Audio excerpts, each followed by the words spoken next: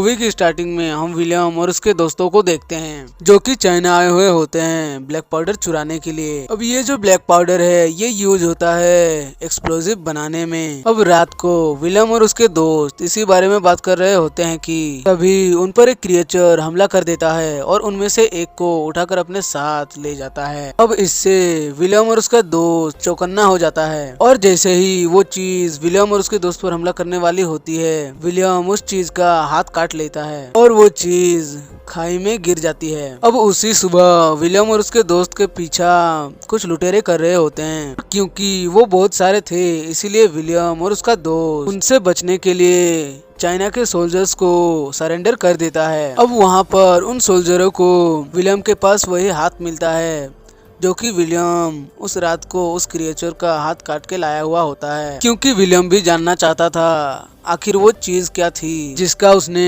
हाथ काटा था। तभी वह नगाड़ों की आवाज सुनाई देने लगती है और वो सोल्जर्स उस दीवार के ऊपर तैनात हो जाते हैं और तभी हम उन क्रिएचर्स को देखते हैं जो कि बहुत बड़ी संख्या में उन पर हमला करने के लिए आ रहे होते हैं। तभी वो सोल्जर्स उन क्रिएचर्स पर तीरों की बौछार कर देते हैं और आग के गोले भी बरसा देते हैं और उनकी लड़कियां तो दीवार से कूद कूद कर उन क्रिएचर्स को भाले घुसा रही थी और वो क्रिएचर्स भी हार मानने को तैयार ही नहीं होते हैं और दीवार पर चढ़ने लग जाते हैं। उनमें से एक तो दीवार पर चढ़ भी जाता है। तभी विलियम और उसके दोस्त को एक आदमी आकर खोल देता है और विलियम उस क्रिएचर को मार देता है। अब क्योंकि बहुत सारे क्रिएचर्स भी मारे जा चुके थे तो उनकी रानी उन क्रिएचर्स को वापस बुला लेती है। अब विलियम को और उसके दोस्त को उन सोल्जर्स का जनरल बुलाता है और कहता है तुमने उसे आखिर कैसे मारा। तो विलियम भी उसे एक करतब दिखा देता है जिससे वो लोग बहुत ही ज्यादा हैरान हो जाते हैं। अब कमांडर लिन और विलियम एक साथ मिलकर खाना खाते हैं। अब उसी रात विलियम और उसके दोस्त को वही आदमी मिलता है और कहता है मैं भी ब्लैक पाउडर चुराने के लिए ही यहाँ आया था पर मैं यहाँ पर कैद हो चुका हूँ, पर मेरे पास एक प्लान है यहाँ से भागने का। जब लोग युद्ध में फंसे हुए होंगे तब हम लोग यहाँ से भाग जाएंगे। तभी उन्हें विलियम के पास से वो मैग्नेट मिलता है और वो कहते हैं बहुत पुराने समय की बात है, आसमान से एक चीज़ उस माउंटेन पर आकर गिरी, तब से वो माउंटेन पूरी की पूरी तरह हरा हो गया और तभी से वो क्रिएचर्स हर 60 साल बाद इंसानों पर हमला करने चले आते हैं। उन क्रिएचर्स की जो रानी है वो सिग्नल्स के द्वारा इन सारे क्रिएचर्स को कंट्रोल करती है।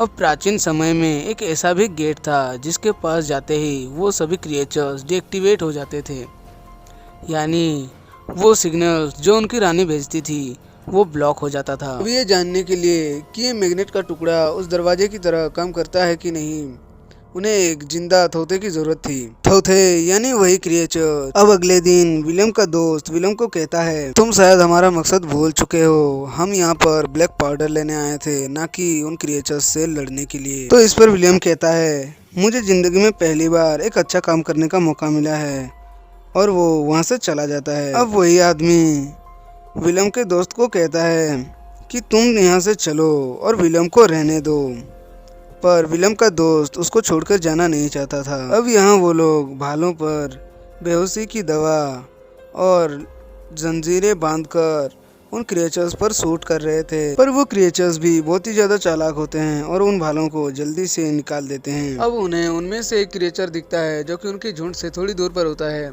विलियम कहता है उस पर निशाना लगाओ और आग के गोले फेंक कर उनके झुंड को उससे दूर करो और इस तरह वो उसको पकड़ने में कामयाब हो जाते हैं।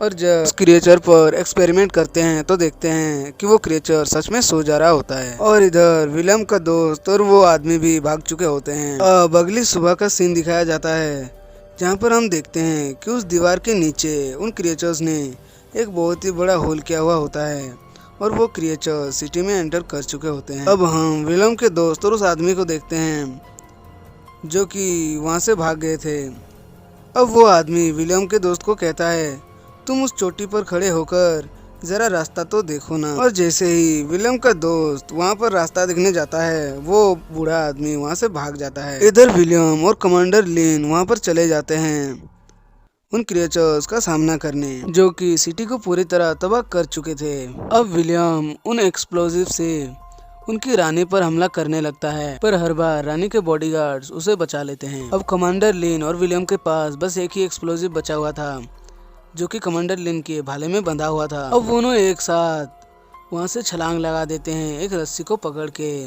अब कमांडर लिन उसको जला के उस रानी के ऊपर फेंकती है कि तभी विलियम वहाँ पर वो मैग्नेट का टुकड़ा फेंक देता है, जिससे उसके आसपास के बॉडीगार्ड्स डीएक्टिवेट हो जाते हैं। पर वो रानी उस भाले को चबा जाती है, पर किस्मत से वो एक्सप्लोजिव रानी के मुंह में ही फट जाता है और वो सारे के सारे क्रिएचर्स डीएक्टिवेट हो जाते हैं। अब यहाँ फाइनली कमांडर लिन और विलियम जीत जाते हैं। अब हम विलियम के दोस्त को देखते हैं, जिसको उन सोल्जर्स ने बांध कर रखा हुआ होता है। अब वहाँ पर विलियम आता है और उसे वहाँ से छुड़ा लेता है। अब विलियम कमांडर लिन से थोड़ी मोड़ी बातें करने के बाद वहाँ से चला जाता है और मूवी यहीं पर एंड हो जाती है। अब नेक्स्ट वीडियो इस मूवी पर होने वाली है, तो जल्दी से इस चैनल को सब्सक्राइब कर लो भाई। 7 मिनट की वीडियो के पीछे मेरे 17 घंटे की मेहनत है, तो प्लीज यार वीडियो को लाइक कर देना। हम फिर मिलेंगे ऐसी एक मूवी के साथ। Thanks for watching.